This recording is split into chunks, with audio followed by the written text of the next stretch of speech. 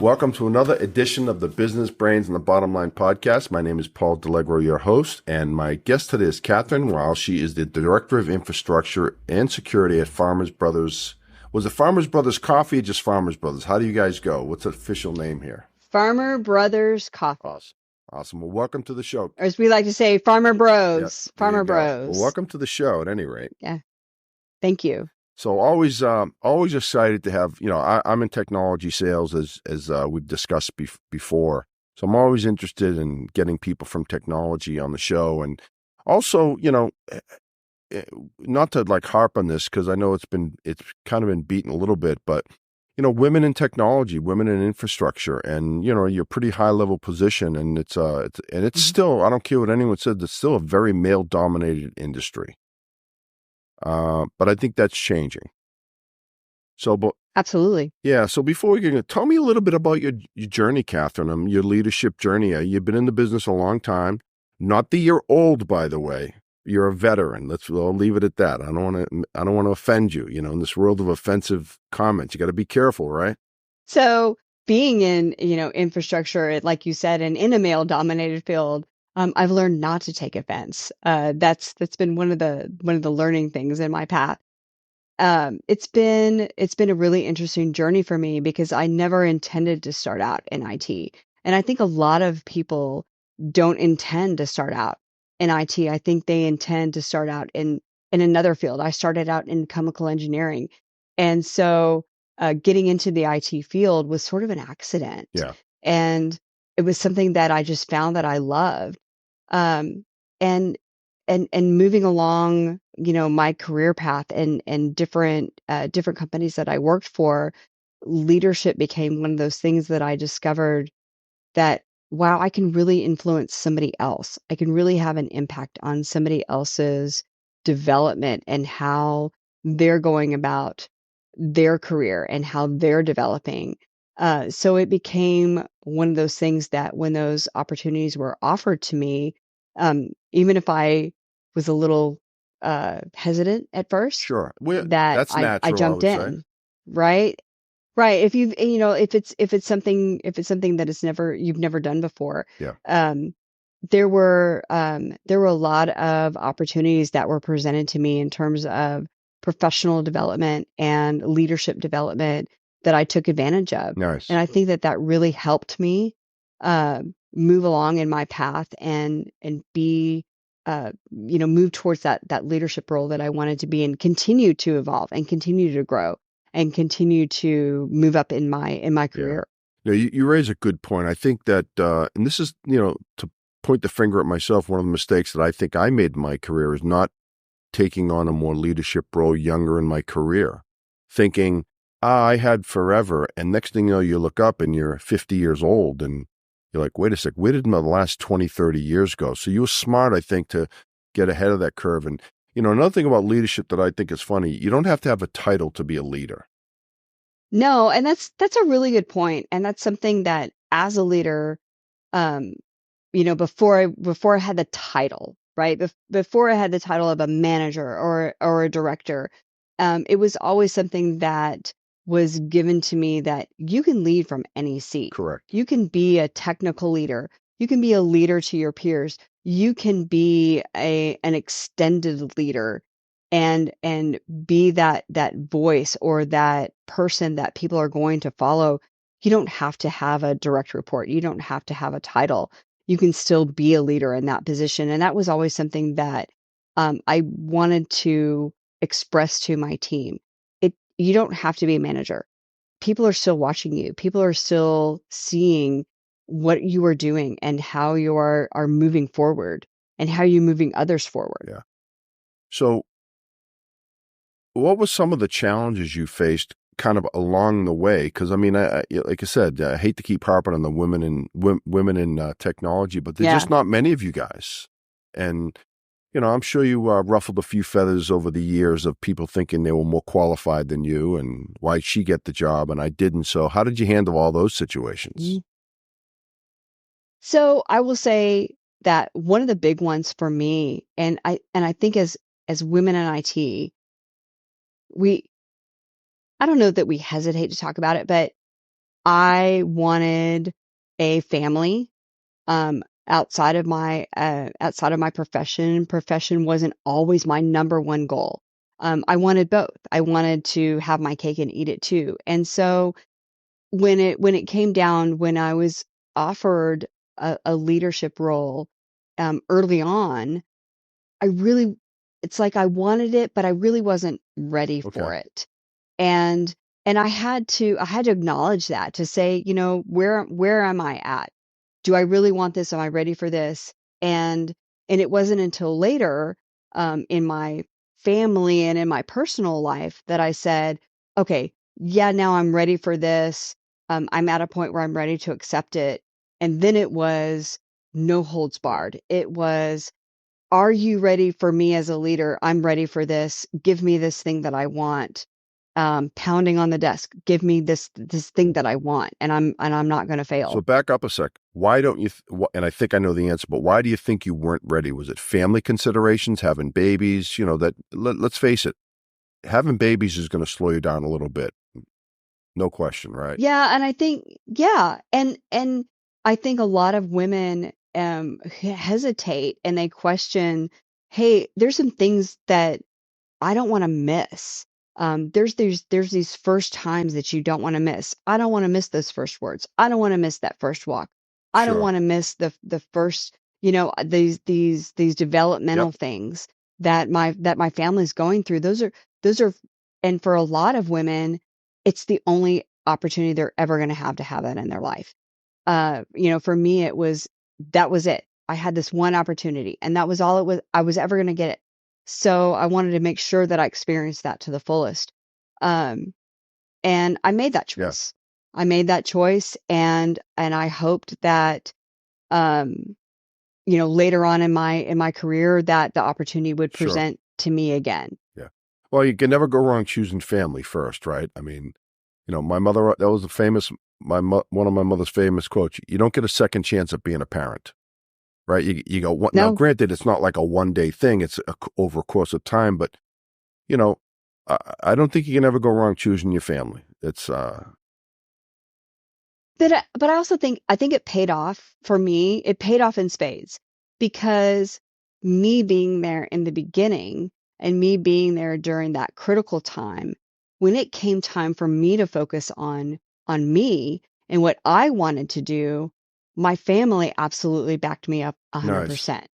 100%. My husband backed me up. My children backed me up. When I came to them and said, "Hey, I want to make this choice, and it's going to involve a great deal of my time and my effort, and I may not be mom Yeah. 100%. Are we all in line with this? Do we all agree that this is what's going to happen?" And I had that Nice. support.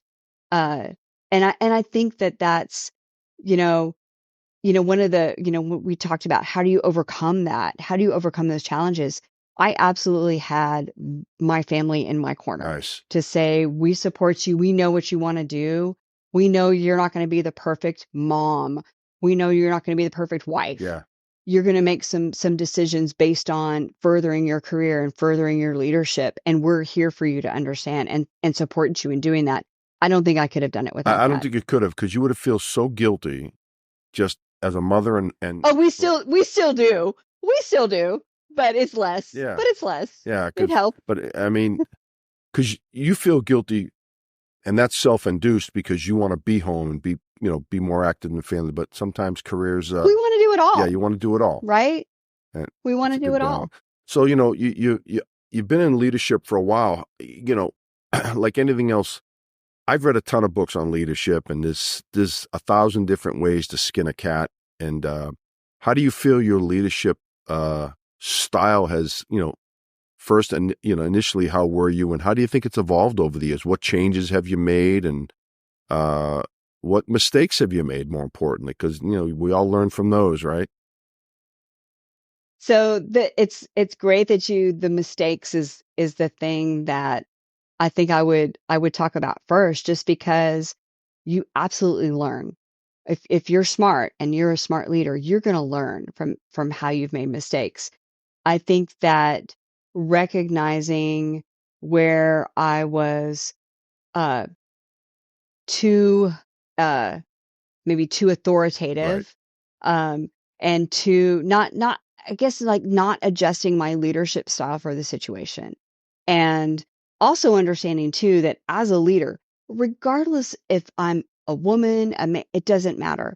As a leader coming in, there are certain things that you need to establish your leadership limitations. Yeah. Hey, these are the things that I'm going to allow, and these are the things that I'm not going to allow. And I think for me, as a new leader coming in, that was hard. Um, I think a good I think a good comment is especially leaders who are promoted from within.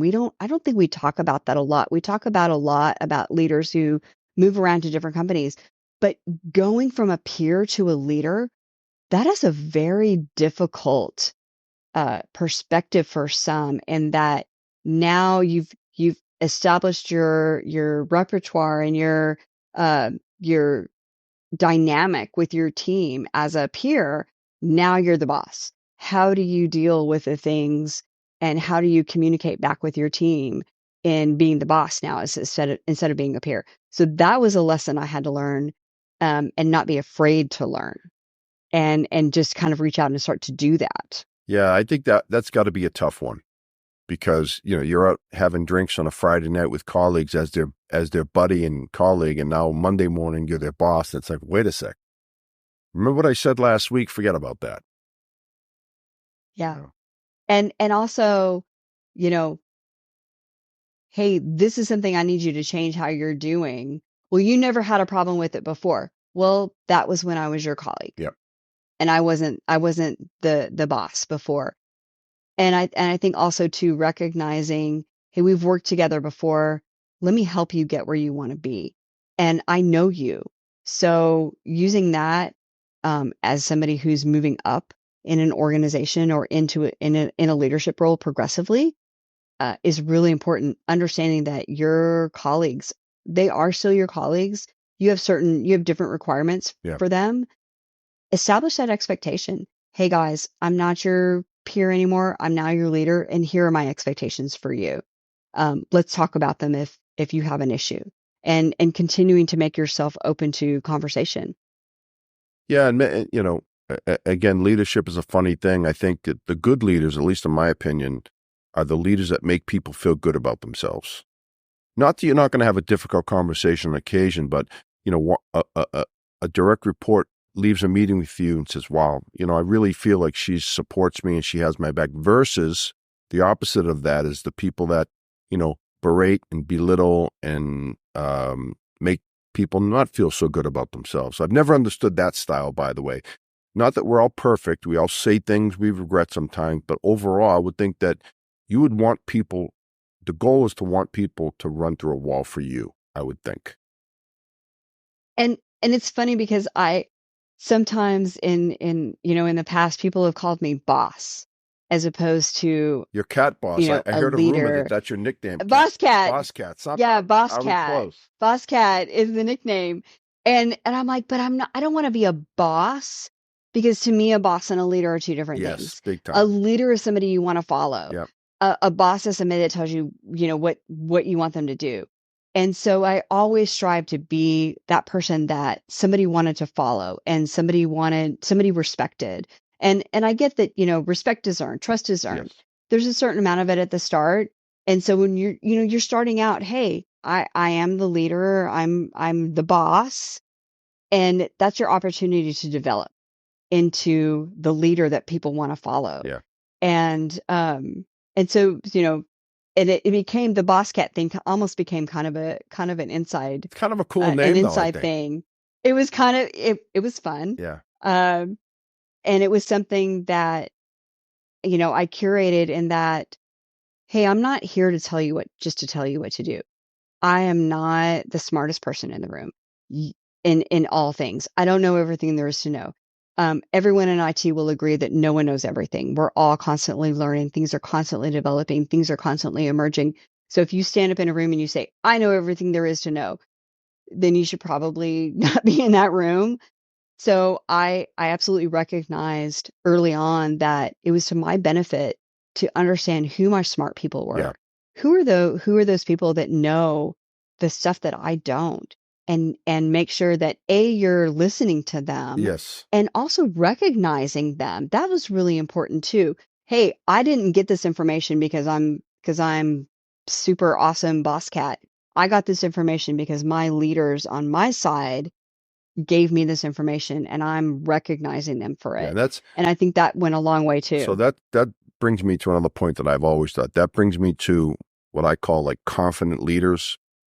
The confident leaders that are secure in their style and their approach don't really deviate that much. Like we've all been, when there's pressure is on, you see the true colors of someone when the pressure is on. And the bosses that do this all the time, to me, they're not good leaders because they're flying off the handle when things are bad versus the one that says, hey, we know what we're doing. We're hitting a little bump on the road here, but we're going to stay the course because we're confident in our abilities to execute on this. And I think those Absolutely. are the type of leaders that I've always respected, that stay even keel through good and bad. I think that knee-jerk reaction is something that good leaders don't have. It's, understanding to be understood. It's, okay, I'm not quite sure what's going on right now. Help me understand. Let's make a good decision, and then let's move forward. Let's learn from it. What can we do going forward to do better? And it's not a blame game, Right. right? It's not a um, it's not a finger pointing thing. It's not a you did horrible on this and you're not a worthy Right. employee. Or you're not good enough to be on the team. I think I've seen that where we're not giving people the room to make mistakes. Everybody's going to make mistakes. We all do. We've all done it, especially in Yeah. IT. We always make mistakes in IT. We break stuff all the Yeah. time. But how do you learn from it? And how do you leading your people to learn from it and do better next time? Yeah. So it's, again, I've got a different perspective. Well, actually, I think you've worked on the customer side your whole career, or have you worked at yeah. So the opposite perspective, right? We get to see lots of customers, and I can tell you the successful ones do it just like you're talking about. But then we have customers that have just these toxic environments where as soon as something goes wrong, the comment is someone's getting fired over this. Which, how could Exactly. you work in an environment like that, right? I mean, knowing that I made a mistake, Yeah. and so what's going to happen? Someone's going to try to cover up for their mistake, make it worse, and no one wins in that situation. hmm And as a leader, also too, I always felt that part of my job was to protect those people that made that mistake. Hey, this is my guy. He made a mistake. Here's what I'm doing to make sure that this doesn't happen Right. again. Here's the coaching I'm giving. I don't want to say counseling, but it's really coaching. Here's the professional coaching we're giving. Here's the, you know, here's the things that we're doing uh to fix the situation. Because it could have been anybody. You could put anybody in that spot and they could have made the same Right. mistake. It could have been me. It could have been somebody else. So it's not it's you have to remove a blame and make your people understand that it's safe Right. To to come to to you. work in their Right. environment and to come to me and talk to me. Tell me about your challenges. Tell me about your roadblocks. Tell me how I can help you. How can I move you forward? It's not my job to take what goes wrong and deflect that away from myself and make it not my Yeah. problem, Point the finger at because it someone is. else. If I'm going to I'm either going to sit in the seat or I'm not going to Right. sit in the seat. So if I'm going to sit in the seat, then everything that comes with it comes with Yeah. And it. I think in the long run, people respect you more because you, Absolutely. well, like, again, a little bit different, but the same. We make mistakes as a vendor too, sometimes, right? And I think when you do, you have to belly up to the table. You have to just say, hey, this is what's hmm happening, this is the situation, and this is what we're going to do to right the ship, right? Yeah. Versus, sit there and do this, right? And as a leader too, Right. are you as a leader confident enough in yourself to say, okay, I really messed Yeah. up as a leader. Okay, I messed up in this. Here's where I messed up. I recognize that I did not do well in this. I think taking responsibility as a leader, especially when you have conflict in your team, there were situations where I let conflict escalate. So, talking about learning experiences, I let conflict escalate, and it got ugly. And it was to the point where, like, it was uncomfortable, Yeah. and it was uncomfortable for me. And you have to be able to go back later and say, I did not do Yeah. well. How could I have done Conflict better? management, right? I mean, that's a tough one for no, by nature, none of us It's want really hard. conflict, right? No, I mean, that's just the no. way it goes. And so to manage that is difficult. Yeah. And to be able to, but I think for your team being able to go back as a leader and say, you know what, here's where I did not do well. I recognize that I did not do well. And this is not saying that it's not you saying that you're not a good leader. In fact, admitting and acknowledging where you didn't do well and where you want to do better to your team just speaks volumes. And it's done more for me, I think, to move me forward, to say, hey, here's where I didn't do so well, and here's where I need to do better. Yeah. I acknowledge that I'm not perfect, and then but actually acting on that, and then doing different and doing better and moving forward. If you say it but you don't do it, that's Yeah. different. If you say it and you actually do something about it, then you're doing good. Yeah. So it kind of leads me to my next subject is mentoring, right? Now that you're moving along in your career and you get a lot of young kids coming in under you, how important is it for you to mentor not just women but people in general, right? To say, hey, these are the things I would recommend, these are the mistakes I made, and just kind of pay it forward a little bit. What are your thoughts on that? I think that mentoring and supporting that next wave, generation, whatever you call it, is so, so important. If we want that next group coming in to be where we think that they should be, if we're not telling them and we're not sharing what we've learned and the mistakes that we have made, how are they going to learn? We're just going to throw them out there and expect them to spend all of the time that we did learning those Yep. things when we could share that information. And it's not a, let me share this with you to embarrass myself. It's I I kind of liken it to parenting. Yeah. Hey, mom's already done this thing. Let me explain to you why this didn't go well for me. And I hope you can learn from what Sure. I already learned and take that moving Yeah. forward. And having that person to Little humility, right? not just a little Yep. humility on our Yep. part as a Yep. leader, right? Is wonderful. It helps. I think it helps humanize us to the next group coming in. They're not this pie in the sky, unachievable thing. They had to go through the rough spots too, but also to give that next person that that guidance where they may not be getting it. Right. I think a lot of times, yeah, you're doing great. Lip service, for lack of a better word. I would rather, as a leader, if leadership is something that I want to do, I want to hear where I'm not doing well, Right. not just the great stuff. And I think that you know, building that mentor-mentee relationship where you can say, hey, this is something I see that you're not doing well and you need to work on these things. And it's not a, don't take it personally. You want to develop your career and you want to develop professionally, these are the things that you need to look at. And understanding that the more that you build that person up, the much better are that they're going to be in the future.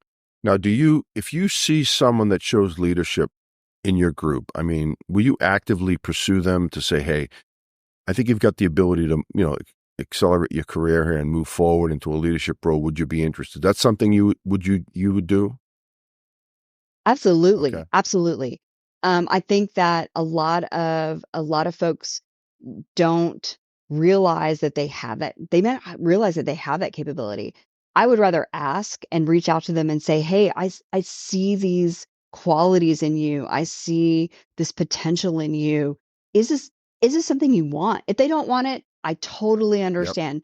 There are a lot of IT folks out there who don't want to be in a leadership role. I absolutely respect 100%. that. I Um, see him every day.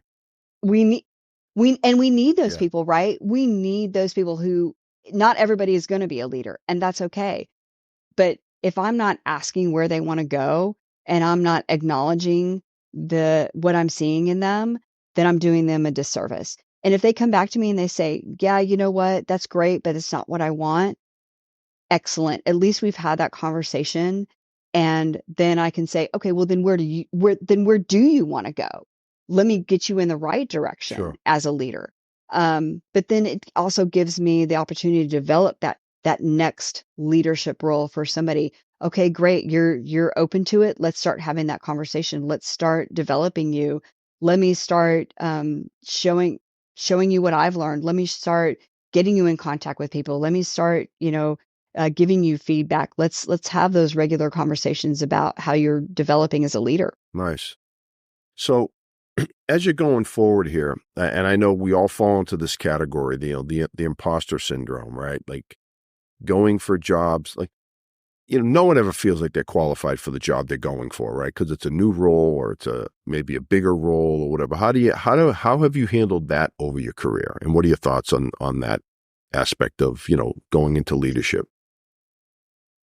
It's that is such an interesting topic because I don't think it so initially when I first heard about imposter syndrome, it was very much geared towards women.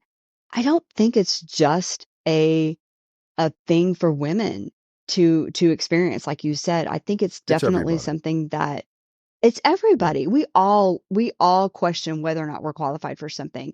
And and grappling with that feelings of inadequacy or self-doubt, I think one of the main things I did was I built that tribe of supporters behind me. And it didn't matter if it was people professionally, my family, my friends, people I worked with, people I didn't work with. We talk about I think sometimes we superficially talk about the power of networking, but it really is important when you're building that support system behind you and you're talking to someone who kind of knows you but doesn't really, but they're like, "Hey, no, we see your potential. We see what you're doing. We see the positivity in you." I really think that that's important. yeah, Um, and so I think building that support system in a nutshell, and it doesn't have to be a professional one. right. It could be outside of your network. So every time I talk to somebody, what is your support system? Who do you have that you go to when you're like, yeah, I'm not feeling this. I have self-doubt. Um, I'm not sure about this. Do you have that network of people that you can go to and they can say no, or even okay, so even we're not sure, but we have somebody else that you can talk Yeah. to. Here, I have somebody that I would like you to talk to, or make a recommendation. So I think that's really, really important. If you feel like you're experiencing that, what's your network? Who's your support system? Yeah, no, you need someone to bounce ideas off, right? You need to just Hmm. talk it out versus internalizing everything, whether it be, like you said, a family member, a friend, a colleague, something that um, you can bounce some stuff off. But it's funny, you got me thinking. I remember I read this article once about men versus women applying for jobs, and and again, don't hold me to these stats. A woman would not apply for a job unless she checked every single box 100%, every qualification. Men, on the other hand, we're cocky and arrogant. But I feel 50% of that I can do the job, and they'd apply. So it would hold women back, I think, because they didn't check all the boxes. But guess what? No one checked all the boxes, you know? No one ever checks all the Yeah. boxes. And it's funny. I mean, really just recently, I was recommending a job to a family member and she said, "I don't do all of that stuff." And I said, "But can you Yeah. learn? Do you have enough experience to overcome what you don't know and still be qualified enough for the job?" I'm like, "And if you don't apply, and if you don't put your name out there, what have you Right. lost?"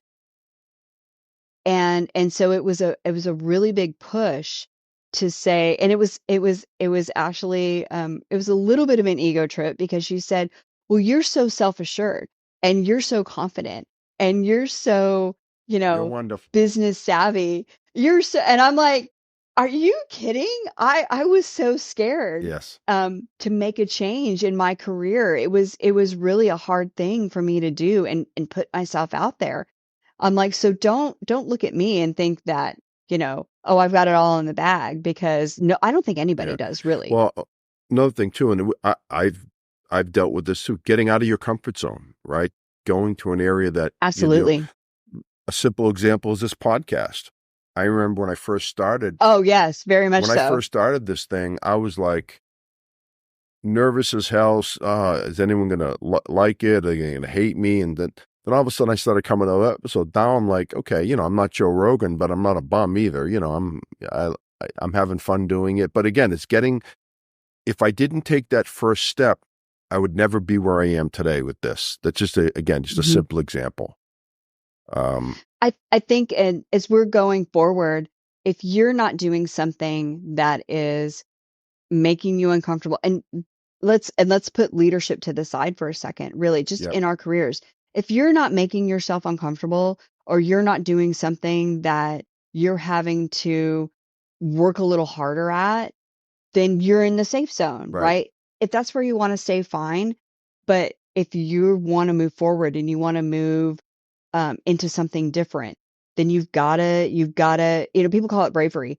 You've got to take a little bit of a chance and trust in yourself, build that network behind you so that you have that yeah, support. But it's people could stay where they're at for a really long time and never take that step because they don't know it's outside of their yeah, comfort zone. But that's where you start to yeah. grow. That's where you start to grow and you start to develop. So can companies, I don't know the answer to this is, but that's why I'm asking the question, I guess. Can companies do things to help that process along the way? What are your thoughts on that as far as, getting programs in place to get people out of their comfort zone to go for that next career change and help along the way? I think any sort of internal development program that any company can do, whether it's geared towards women, towards leadership, towards self-development, is entirely beneficial. You're always going to benefit from an employee or an associate that is doing something to develop themselves. The company can only benefit from that. And even if that person doesn't stay, and I think this is kind of a sticky subject, maybe. Even if that person doesn't stay, you have done the if that person looks back on your company and has nothing but good Yeah, things to say that's about a you, positive. that may not have been where they needed to stay long term.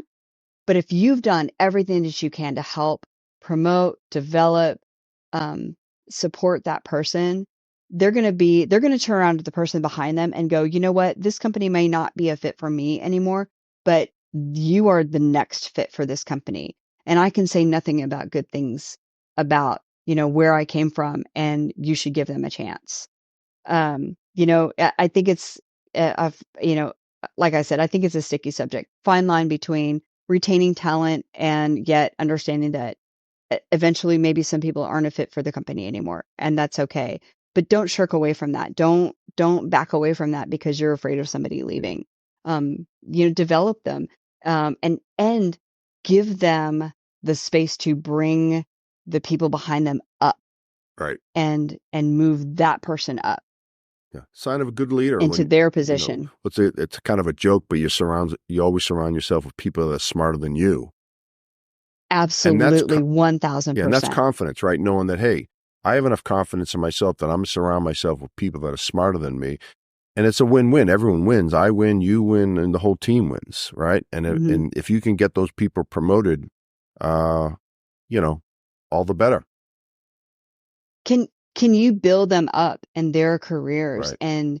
and make them be better than they Yeah. are? I think as leaders, one of the things that I one of the things I want to do as a leader is I want the people who work for me to come out of the relationship going, I am better for having her as a leader because she brought me along in areas that I may not have explored Yeah. before. She pushed me to be better than I am. She supported me in the things in the goals that I wanted to do. She pushed me to stretch Yep. myself, move me in directions that I never thought I would before. To me, that is a mark of a good No leader. question. Um, Yep. Instead of just, yeah, you're gonna go along and you're gonna do your job and you're just gonna do your day to day. Sure enough, people are gonna want to stray away from that. They're not gonna want to stay. They're not gonna want to be I permanent. mean, what did kind of along those lines? I mean, what advice would you give someone that's, contemplating a career change, but feeling hesitant, doesn't feel like they have what it takes, and how can you step in and help? So I think that if you're contemplating a career change, think really hard about what it is that you're trying to accomplish in your career. Is it because you're bored? Is it because you're looking for something in another direction? If if the company have you talked to your current leader about what your career aspirations are? Is the company something is the direction that the company is going something that you want to be involved in? It's okay to say this is not the right place for me anymore. Um, I would say leave in the right way. Yes, that's a big one. Um, Yep. I think that's really important. Leave in the right way, but understand why you're going and understand why you're looking. Yes, there are bad leaders out there. Yes, there are bad managers out there, but be realistic with yourself about why you're looking and why you want to go somewhere else. And be honest with your leadership about, hey, is there something that this company can give me? This is where I feel like I'm lacking. Is this something that I can do here, or is it something that I need to do somewhere else? I think that leaving in the right way is really vitally important. Yeah. You're as you're building those relationships and those are forever. IT, as much as it's really big, is actually a really Yeah. small It's amazing how community. many paths you cross on the way. It's amazing how many paths you cross, and understanding that you are constantly building relationships, you are constantly crossing paths with people that you knew before, being very honest and open with what it is that you want to do. If you don't communicate with your company your goals and your ambitions, um, then you're probably never going to get Yeah. there with them. Yeah. You got to go out and And get it, right? No one's going to hand it to you. you got to go out and get it. Um, Now, is there you could probably go both ways with that. Is somebody who's been there for a year going to come in and just, be handed the keys to the kingdom? Probably not. But if you're not even communicating about what your goals are, like be realistic. What are your goals? I think a lot of I think a lot of us we laugh about, oh, it's my goal plan and this is my individual development plan. I'm like, but what do you want? What do you want to be when you grow up? I don't know yet, by the way. Coming into When I coming into when I a grow up, I'll leadership let you role. know. Coming into a leadership role, I always ask people, I'm like, well, what do you want to be when you grow up? And they look at me and they like, what do you mean? I'm like, are you doing what you really want to do? What do you really want to do? Be honest with me because I'll try to help you get where you want to Yeah. be, even if it's not with this organization or with this team. What if you have a great opportunity in an internal, like a sideways move with an internal team that could be completely beneficial with the company, but nobody knows it because you haven't said anything. I think getting people to talk about what they really want. I don't think people really do that because they're afraid, well, if I say what I really want, then they're just going to get rid of me Yeah. because it doesn't match up with That's a tough one. what's available. Depending on the boss, It's a though, tough right? one. I think it's incumbent upon you Yeah, to communicate that, hey, that's okay to do that. Make them feel comfortable it's enough okay. to do that. Yeah. So, Yeah. well, Catherine, I think we've solved all the world's problems. But one thing I want to leave on, though, that we didn't touch on is and we discovered this in our first conversation, is you're not from New England. I happen to be from the Boston area, and I'm a Patriots fan, as are you. So how did you become a Patriots fan? You're not from New England. You're not from the Massachusetts. No. And it's funny because I could see the attention just dropping off. Oh, she's a Patriots fan. It Don't hate us actually because we're started, beautiful. That's what I tell people. don't hate, Don't be a hater yeah, your whole life. don't hate us, don't hate us because you want to be us. That's right. I think it actually really started. I'm from Denver of all places. And so I grew up with John Elway Yep. and the Broncos. Like, how could you not love, how could, a lot of people ask me, how could you not be a Broncos fan? I was like, well, I really was young and I left Denver early. And so when I actually started in IT of all things, I started in fantasy football. And it was my first foray into fantasy football. And my very first quarterback was Tom Brady. And my kicker was Gostkowski. And I probably mangled his Guskowski. name. No, And that's people are right. like, she's not a Gostkowski. I And thought you were going to so say I Vinatierius. That would be early Patriots. that was early, so Vinatieri before, and I had Brady, and so I watched Patriots games, and I watched them all because it was like, oh well, this is I had like, my quarterback was playing, so I had to see what was going on, and so I ended up, watching Patriots games, and yes, a lot of people will argue, well, that was easy, right? They were winning. They were good. Oh, Tom Brady was your quarterback. Oh, it's easy you were a bandwagoner. I was like, well, I really didn't have a team. So, but it was honestly watching the Brady Belichick dynamic and watching the two of them and how they interacted Yeah. and actually started watching Belichick and his leadership of the Patriots and watching what he did. Um, I think one of the things that I really noticed about Belichick was he really could take someone and do something with them. Um, I don't know if we want to talk about Matt Castle, but let's talk about Brady and the ACL injury and that the Patriots went what they went 11 and 11-5. whatever that Yeah, year, 11 and 2008. 5 that year. Yep. So they missed the playoffs by like what, one game, but they took a rookie. Bill Belichick took a rookie and they went 11 and 5 in the rookie year. And so a lot of people ask me, they're like, "Oh, when Tom Brady left, they're like, are you scared that Tom Brady's leaving?" And I said, "No, I'll be upset when Bill Belichick leaves because he had some amazing leadership of that Yeah. I mean, team." they went on a 20-year run, and he had some guys that they never had the most talent. Actually, the most talented team they had was 2007 when they went 16-0 and they lost to the Giants in the Super Bowl. The Giants caught. Oh my gosh. So all my friends who are Giants fan are going to be like, "Oh, let's talk about how you don't want to talk about the Giants game." Yeah, Yeah. They caught lightning in a bottle. They got hot at the right time, and they were terrible the next year. It was one of those days. they were. They got hot at the end of the year. They were 9-7, got in, and they won. Give them credit. Yeah. So Yeah. all right. Well, And so it'll be interesting to see what they do. I know everybody wants to talk about Mac Jones and I know everybody wants to talk about what's going on. we'll see. I'm still a Patriots fan. I'm not a Tom Brady fan. I'm a Good. Patriots fan. I want to see what they Well, do next. I think they've got an interesting year ahead no of them. question. They got a new coach, and we'll see. We'll see who they draft. That's coming up very shortly Yeah. here. They need a quarterback. It's proven in the NFL you can't win without a quarterback. You don't have to have the You got to have greatest of one. all time, but you got to have a good one to win. So, all Absolutely. right. Well, Catherine, we will leave on that note. If someone wants to reach out to you, how would they do? What's the best way for them to do that? They can absolutely reach out to me on LinkedIn. Okay. I'm pretty active. My profile's out there. My contact information is out there. I hope to be able to talk to anybody that wants to get my thoughts on anything. Awesome.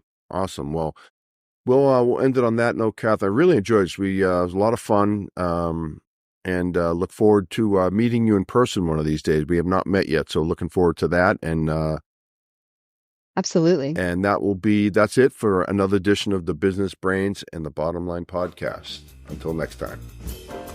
Thank you. I appreciate you having me. Oh, you're welcome.